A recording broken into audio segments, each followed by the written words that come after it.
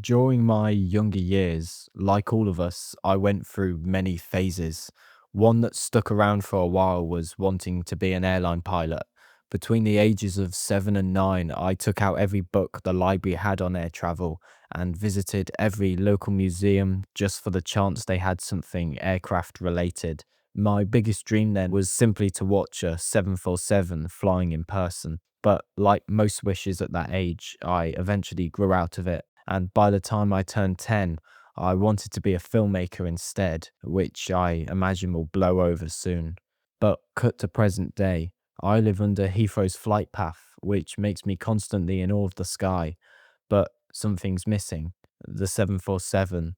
Although they do still fly in and out of Heathrow since their retirement, this is a very rare occurrence and has only ever happened when I'm away or when the sky is overcast.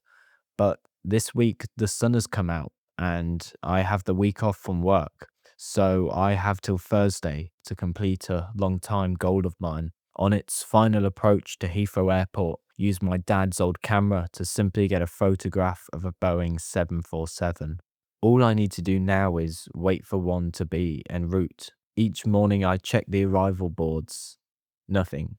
I very nearly gave up on this mission until on Thursday afternoon, flight radar told me a 747 is on its way from Dubai. The good news is living on the Piccadilly line means I can get to Heathrow in 15 minutes.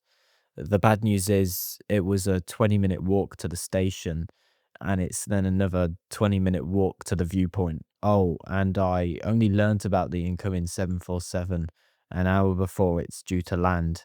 Conveniently, though, Heathrow is having a lot of delays at the moment, something to do with weapons of mass destruction in the Middle East.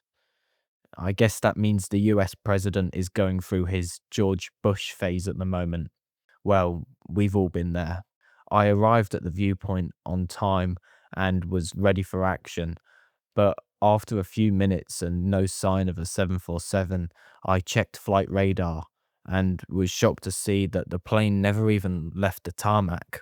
Apparently, because of that ruck in the Middle East, the plane's been grounded, leaving me in a park trying to take a photograph of something further away at that moment than the ISS. Maybe I'll try this again after the world has grown out of its nuclear apocalypse phase.